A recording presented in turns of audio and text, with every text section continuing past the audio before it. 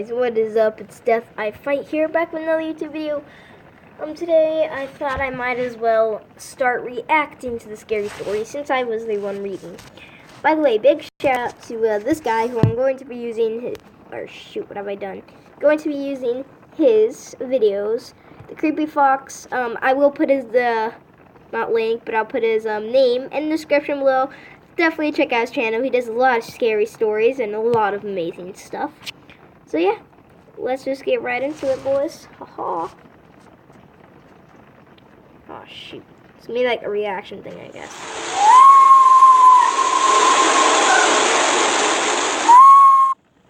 Number 1.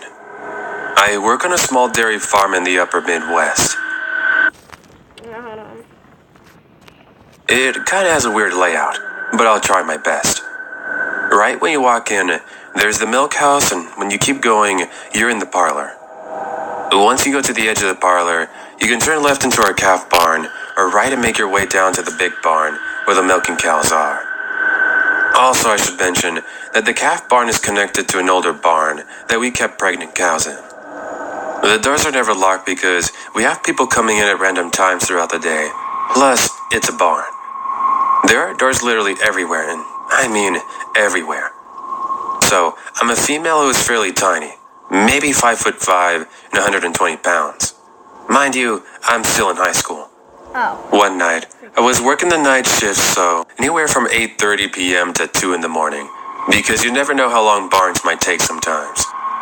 Every shift we work with another person, and this night happened to be with another high schooler, about my age, but she's a bit taller than me. Every shift we milk the first pen, then I'll go into the calf barn and turn the lights on, and start the pasteurizer so I can feed the calves. I went and did that and nothing seemed out of the ordinary, and I went to go help with the other second pen. After the second pen, I went to feed the calves. So, here's the layout of the calf barn. There's an alley down it with the weaned calves on the left, and hay and gray on the right for feeding them, and at the end, it's a big room. There's a row of 7 hutches where as you walk in from left to right, and then 2 in the left corner, and then there are 6 pens and 3 on each side, with a little milk house in the middle for feeding purposes. The doors to the milk house are always closed to keep it warm in there. So, I go in there and start my normal feeding routine, still not noticing anything strange. Then I open the door on the other side of the milk house to feed the far pens, and that's when I noticed the older almost weaned calves in the right pen were very skittish. I ignored it at first and went about what I was doing, and that's when I saw him. A man, huddled in the corner of the pen, just sitting there in all black. He sat there just looking at me, smiling the whole time. In between those far 2 pens is a double door that, again, isn't really locked, so it makes it easy for somebody to get in. Anyways, I was holding a 5-gallon bucket filled with milk, and I dropped it, spilling it all over the ground. I've never booked it so fast out of there in my life. I told my coworker what happened. Those freaking cows, man. They give you that milk and you just dropped it and just let it go away forever. Bruh, those are the cows, man. You gotta respect them. You take fluids from them, walk away and then dump it everywhere and forget about it. Come on. Boy. And we hid out in the break room for a little bit with our barn dog. Boy. Go back and check it out, but the man was gone and the double doors were wide open. Thinking back, we probably should have called the cops on him for trespassing. To be honest, I just don't know what that man wanted. What scares me the most is that I walked in there more than once that day, and I still didn't even notice him at all. I've worked 2 night shifts since then, and I work another one tonight. Since then, I've been sure to scan the barn and lock the doors while I'm feeding. So, a note to anybody out there that's farming or working the night shift, always lock your doors. And to that creepy man in one of my calf pens, let's not meet. Free, I'm locking mine, little freak out. Number 2. Now, my story is definitely not poop your pants scary or anything like that, but it has left me shaken and very uneasy about working late shifts. Anyways, I had just finished my first year of university, and I had taken up a position as a taxi dispatcher with my boyfriend's cousin's taxi company. For the first week and a half, I worked mainly day shifts. Well, I said that wrong. The guy dressed in all black, okay? No. That is, of course, until the owner decided to extend the hours to I mean, is that like he could have and he could have not been? Shut up. 24/7. And of course, me being the lucky one, was employed to be covering 3 to 4 of these shifts a week. Now, the next week I was working my first night shift alone. So, I wasn't really uneasy working such a shift by myself since I'd worked at a 24-hour Night shifts. Oh, but graveyard. coffee shop and was used to midnight shifts. Anyways, it was also Wednesday or Thursday night, so it wasn't very busy. I'm up more detail. The most waited for, the most advanced, the most modern phone ever right here. And you know what? There's been rumors, there's been leaked images, but this is the real deal for you, the real deal. I got a pre-released version before it hit the stores. So with Buy that phone, guys. Fucking buy it. Sponsor me right now. I'll get sponsored. I have 70 subscribers. Like I'm gonna get. My face is like.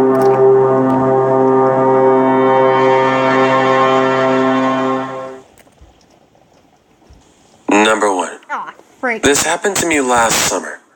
It was all over the news, and if I gave my name, you'd be able to Google me and read my testimony. But for now, I'll reserve that information. Last summer, I started seeing this new girl, and she was really sweet and pretty perfect. We went out and partied at the Jersey Shore the night prior to this happening, and didn't get home until around 3 in the morning. It was such a great night that I was high on adrenaline.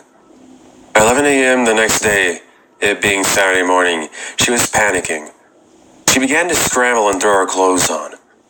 I asked her what was up, still laying in bed, and she yelled out to me that my parents are coming over at her house at 1 p.m. Now, my house is a mess and I had to go buy food and alcohol. I slowly got up and rubbed my eyes, still feeling very alive from the night before.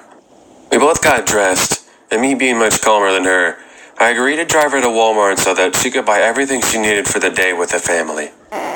When we got to Walmart, she asked me to just let her out by the front entrance, and suggested I just waited in the car, as I was half asleep still and would have only slowed her down. She rushed into the store and I went to go find a parking spot. The lot was packed, so I had to park far away by the tire shop across the lot. I have an idea. Hold on. I texted her to let me know when she was coming out, so I could pull up and pick her up where I dropped her off. As I sat in my car, slightly daydreaming about the great night I had, and fascinating about the great days to come with my new friend, I closed my eyes and recall beginning to get into a breathing pattern that would put even the most alert person into a state of REM sleep. I felt myself doze off, and it was absolutely amazing. A few minutes later, my heart was racing, as I suddenly and violently was jolted from my nap. Some very sketchy-looking man stood outside my passenger side window, holding a red gas can. The way he knocked on my window jarred me. I was pissed, and I'm a pretty big guy at 6'5", and this creep was very tall as well, but very gaunt and slender. A lanky-looking drifter who was probably the kind of scumbag that would take any drug you put in front of him. He motioned for me to roll my window down, and stuttered out to me, Hey sir, do you think you can help me out? I just need a few bucks for gas. My car ran out.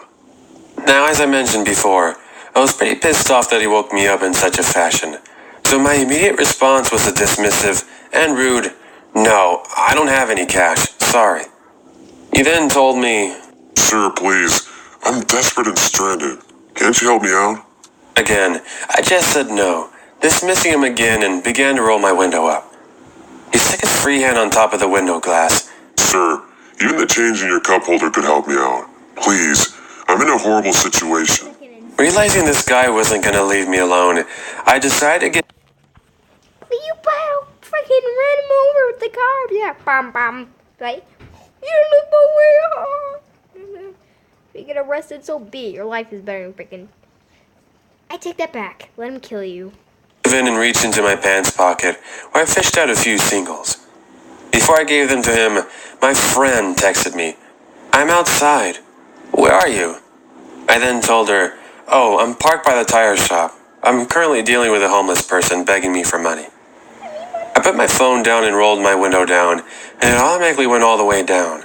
I reached towards the man with $3 in my hand, and what happened next changed my life forever. In less than a second, I could see he was gearing up to attack me. His face got serious, and he pursed his lips, gritting his teeth, as he dropped the gas can and reached in with his left hand, lunging for my arm and grabbing it with all the strength in his 140-pound frail body. I tried to pull away and screamed, "Get off of me!" But he had my arm in a vice grip. With his free hand, he reached into his back pocket and pulled out a syringe, which was loaded with God knows what. He turned, freeing up my arm a bit, but it was already too late. He had already stuck his needle in my arm and pushed down on the plunger, releasing whatever it contained into my bloodstream. I again screamed and pulled my arm free. He pulled back and stared into my car, and I screamed at him that I was going to kill him. This made him even more intense, as I remember him screaming, Bring it on. but before I could hear what he said next, I felt my eyes go black, and suddenly I felt myself lose consciousness. I was out cold. As it turns out, I woke up several hours later in the hospital bed. My friend and my parents and brother standing over me. They rejoiced as I came to, and my mother called for the doctor and nurse. I asked what had happened, and my mother told me, "Sweetheart, you were attacked. A deranged maniac stuck with a paralyzing agent, and you passed out. Janet spotted your car and what was going on. She's the only reason you're alive right now. She saw the man standing around your car and noticed you weren't moving. So she called 911, and luckily, there is a police officer down the street that responded in under 2 minutes. Jen screamed out at the man that she sees him, and she called the cops and said they were on the way. He jumped into the car and tried pushing you out of the driver's seat. But before he could, the police arrived and took him down with a non-lethal taser. It turns out he was homeless, recently released as a mental patient, and he intended to abduct you, and God knows only what he was going to do to you next. But needless to say, Jen saved your life. Getting a new car is a big decision, so you take your time looking for the right, no, the perfect one. Life. Number 2. That's a freaking girl you got a date right there. I don't know what they're doing when I didn't really pay attention that well. No, I got a garden. I was like, you wanna go? I wanna pray my window. In October of 2014, I began hooking up with this guy that I met on a dating website. We'll call him Jerry. At the time, I was 21 years old and Jerry was in his mid-40s, but looked a lot younger. He was 6'2", with blonde hair and blue eyes and pretty handsome. The first time I met Jerry, we went back to his place and just had some fun. One night he texted me, "Want to go out for dinner?" Like, fun with board games? Yeah. Lord's Mobiling? Yeah. Yeah. My treat. I responded that I wasn't interested. "Why not?" he said. I told him I just wasn't hungry, but really I just didn't want to go on a date. I wasn't looking for a relationship, and I thought we had both agreed that this was just So it was definitely just for some board games and stuff. Totally, yep. about sex. Anyway, he didn't text me after Never mind, that just answered everything. that, and I continued with my night. I ended up falling asleep around midnight. The next morning I woke up to a slew of messages from Jerry. The first one replied, "Come over." And then the next one said, "Come on, answer my text." The messages began getting more and more aggressive though. "Why are you ignoring me?" "Don't be rude," he texted. All the texts were sent to me at 3 in the morning. Now, it's easy to imagine, I was pretty annoyed. Why was he texting me at 3 in the morning? And then assuming I was ignoring him. Anyone with common sense would assume I was in bed, which I definitely was. I responded and told him that we weren't in a relationship, and I wasn't obligated to text him 24/7. He responded almost instantly. Call me. What's the freaking point of doing it if you don't even have a date? This is the retarded idiots in the world. She can't knock them out. Stupidities. Gosh, I'm so like angry about that. So stupidity. Like a freaking doll for all I care. A bitch and a slut, among other things. Now, I'm a zero-tolerance person, and so I knew at the moment I was done. I texted him and told him to lose my number, and then I blocked him from being able to text me. Everything was fine after that. 3 months went by, and I had all but forgotten about Jerry. New Year's Day of 2015. I went out with some of my friends to a bar downtown. We go to this particular bar all the time, But I hadn't been since the prior summer because I had to cut back on drinking. I didn't do anything for New Year's Eve, and so I felt pretty guilty for having abandoned them, and decided to go and just have a good time. About 30 minutes into our night, one of my friends tapped me on the shoulder. "Hey, isn't that the guy you hooked up with a couple of months ago?" I turned and sitting in the corner of the room, I see Jerry staring right at me. Looking back now, I realized seeing him there just seemed too odd to be a coincidence. He smiles and waves, and then walks over and we give each other a hug.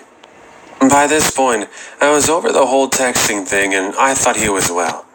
Or at least that's the way he made it seem. We sat and talked a lot and laughed and made jokes, and I know it sounds weird, but I kind of missed what we had. Although he had sent me rude texts the last time we talked, I assumed he was just being an ass and thought nothing much of it.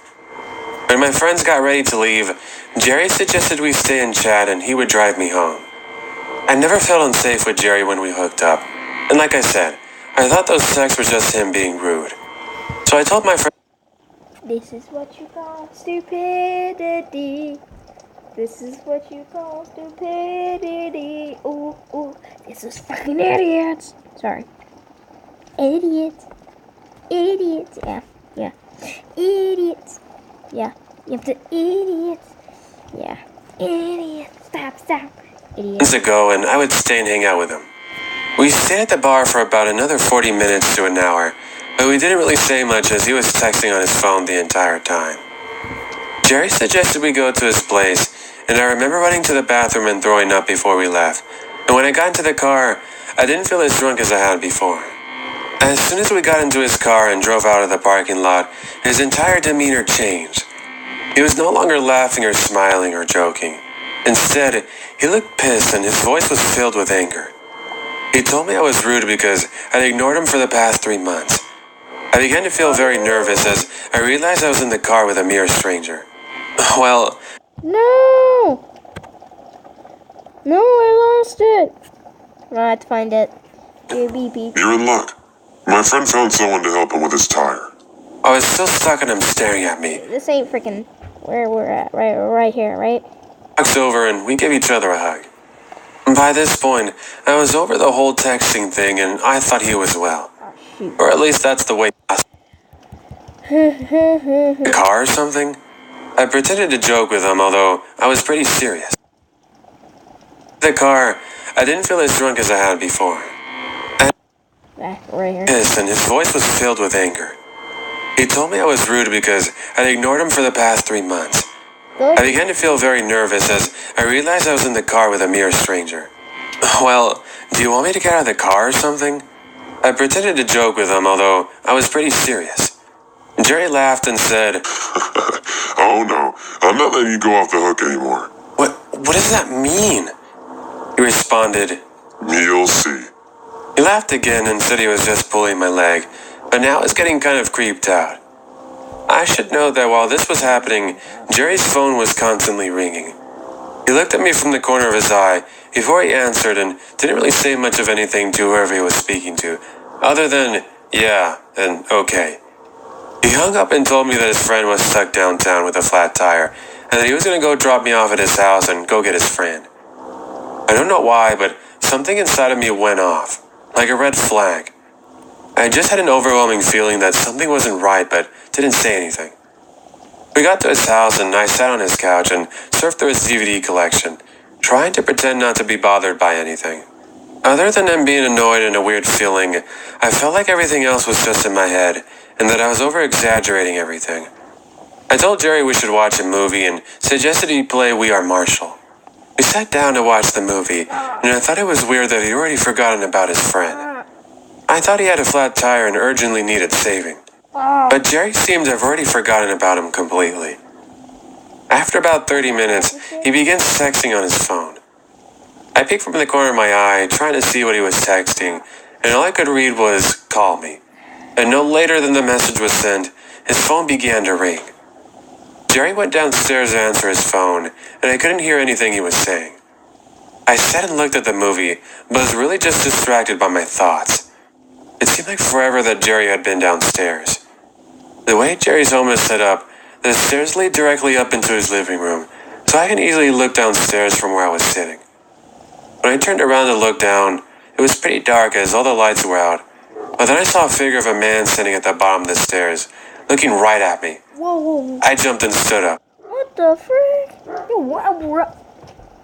Run! Man, get up and run! I don't know what you're doing, in there. Whoa, my hair. What are you freaking doing, you idiot? Watching this random, she's like, oh, now I feel like I'm inside a stranger's car. And she's like, well, now I feel like I'm going to a stranger's house. There was a weird stranger staring at me. That's the logic of this world. Sorry, didn't mean to scare you. What were you doing? I asked with a clear in my voice. He completely ignored my question. You're in luck. My friend found someone to help him with his tire. I was still stuck on him staring at me. How long he had been standing there and why had he been staring at me like that? Jerry sat back down and we finished the movie. He then turned to me and gave me a look like he was ready for sex, but I just wanted to go home. He agreed to take me home and we went downstairs to get back into his car. As I turned to go out to the front door, I noticed that his back door was wide open. I informed his door was open and he said he had stepped outside to take the phone call and must have forgotten to close it. Okay, I thought to myself. We got to his car and drove off when I noticed that Jerry looked pretty pissed off again, and he didn't really talk much. I assumed he was angry that I wanted to go home and didn't want to have sex with him. Chill. He began texting on his phone again, and then he tells me that his friend was still stuck downtown. I knew something was up. He had told me that his friend had gotten someone to help him, and that had been forever ago. I thought your friend got help with his car. Yeah, but the guy didn't know what he was doing. I thought that was weird, and I felt like he was lying. Oh, so you're gonna drop me off and go help your friend, right? Jerry laughed and then responded, Sure, I'll do that. Now, I should note that I live in North Carolina, and my house is near where the downtown area was where I lived, but you don't have to drive through the downtown to get to it. Well, it's kind of... I'd been giving Jerry very specific directions. Not to my house because I was too weirded out to let him know where I live, but to the church that's about a block from my place. At some point, Jerry made a turn where he wasn't supposed to, and I quickly realized we were going into the heart of downtown, and the opposite direction of my house. Where are you going? I asked him. I'm taking you home, like you said. His voice was dead cold, and he had a creepily pleasant smile on his face. This isn't the way you're supposed to go. Turn around. But Jerry just kept driving, and I didn't say anything else. My heart was racing. What the hell was he doing? I noticed Jerry nearing a street where I knew there was a dead end that led into some woods. This particular dead end was creepy, and I knew anyone who goes here was up to no good. I began imagining how I could get myself out of whatever situation I was about to face. I didn't have any weapons, no taser, or even pepper spray, and Jerry was a lot stronger and taller than me. My best chance was to jump out of the car and run for my life. I reached to unbuckle my seatbelt, but then I caught something in the side view mirror. Dead. It was a pair of cold, white eyes, staring right at me. Someone was sitting hunched over in the back seat, directly behind mine. I swear to you, I could feel my heart beating in my throat as every hair on my body stood up. I'd never felt such terror in my life. I looked at Jerry and he just smiled on his face and refused to look at me but just kept looking forward. As we neared the end of the street, I saw a large blue SUV. In my head, I had assumed the car belonged to whoever was in the back seat. Jerry pulled up behind the SUV, but as he was slowing down, we noticed a small light coming from the SUV. Damn it, Jerry whispered. I looked again and realized it was a police officer. Yes. He was flashing a light and looking inside the SUV. The cop had parked in front of the SUV, but you wouldn't have been able to tell from a distance, and so Jerry hadn't noticed it at first. I took what I thought was my only opportunity and jumped out of the car. I screamed for the officer to help me, and that the guy in the car had kidnapped me. In the instant that I had ran towards the officer, Jerry had backed up and drove away, speeding back down the road. I ended up filing a police report, and the officer took me home that night. The police went to Jerry's home but never found him, and I later found out that SUV had been stolen. I know that you may think I'm crazy for saying this, but lately I've been doubting my mind, hoping that those pair of chilling eyes staring at me were just a figment of my imagination, since I was pretty freaked out that night, but I know better. I know what I saw and I know what I felt. From time to time, I find myself wondering what Jerry would have done to me had that police officer not been there. I wonder if that person had been in the back seat the whole time, too.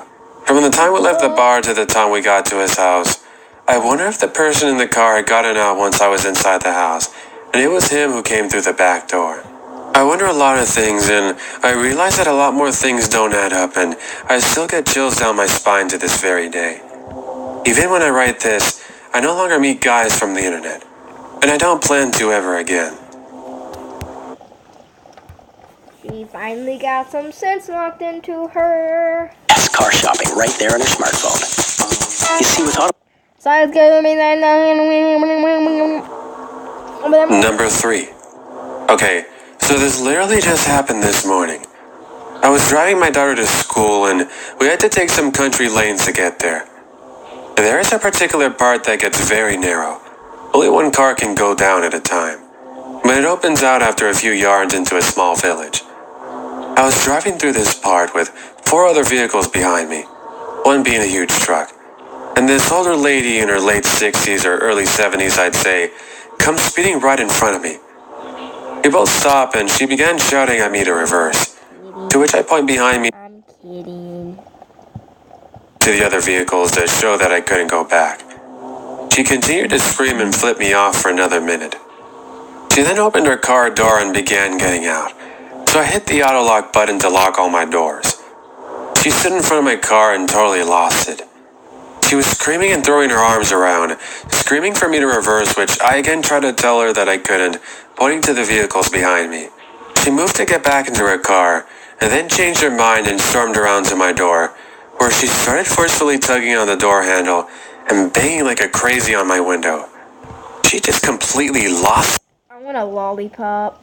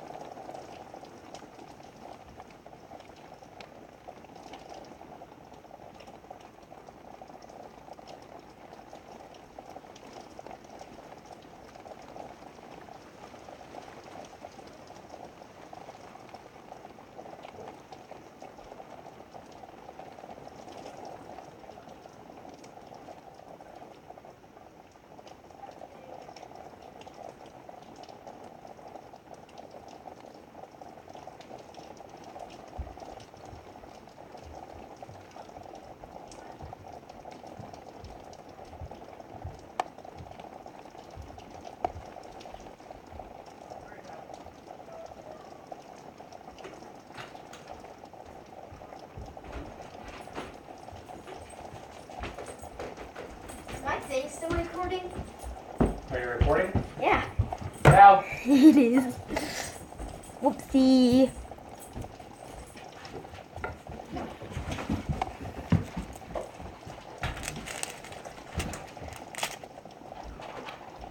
Oh.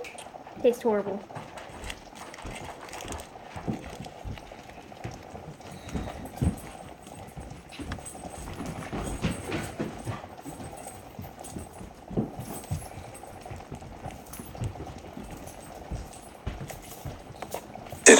She was shouting, holding her fists up at me and telling me that I can't drive and I needed to get out of the car. Also shouting other stuff that I couldn't hear because I began loudly warning her not to touch my car and to back off because she was scaring my child. I could see others getting out of their vehicles behind me, looking obviously concerned. I told her I had her number plate and her actions were on my dash cam. It was a lie because I don't have a dash cam, but it obviously worked. She backed off and got back into her car. She began reversing quickly but stopped, and charged forward toward my car at full speed. Obvious to say I crapped myself because I'll just take a second to chill, buddy. Take a second to chill, Sal.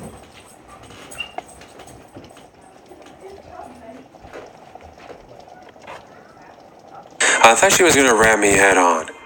I should add that she had a child in her car with her as well. She slammed on her brakes and then reversed again, right to the entrance of the lane a few meters down. I quickly drove past, but could see that she was still screaming and flipping me off. So I sped off because I didn't want to frighten my daughter any more than she already was. I hate to think what this woman would have done to me if I hadn't locked my doors. I just hope I never meet her again. Number 4. I doubt she wouldn't have done anything too bad because, you know, if she would have did something, there was like 50 people watching you. My opinion, I don't think she would have done much except just yell at you and just push you around like throw a punch or two. And then, boy, those people inside the car being jumping out, punching her, like a 50 of them just start crowding around her and just slamming her a bunch.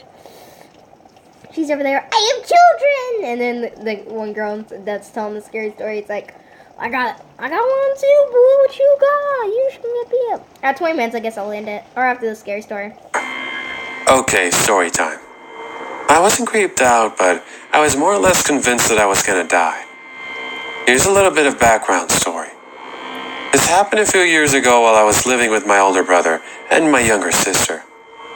As much as I love my brother, he's made some pretty poor choices with the women he's dated. This woman in particular was a particular brand of crazy. He started dating this woman, Sandra, and initially was very happy with the relationship, and I was happy for him. For some reason, Sandra absolutely hated me. I was always more of a silent observer. They moved in together while he was living with my sister. She started imposing weird rules. For example, if she didn't like a particular food, it wasn't allowed in the house. Whatever, fine. It started getting weird when she started becoming really jealous of my siblings' relationship. If they were to speak without her present, she believed they were talking about her. My sister would borrow his sweaters or clothing when she was hanging out around the house, and as a result, she became convinced that they were carrying on in some sort of incest relationship. My sister could... Just a heads up. This could have drugs in it. I mean, not from me, not this exact lie. But people give you lollipops on Halloween. You can't tell a difference. Yes, you can't. I literally just did that right now in like 3 seconds. And other people are just like taking their time, make sure everything's perfect.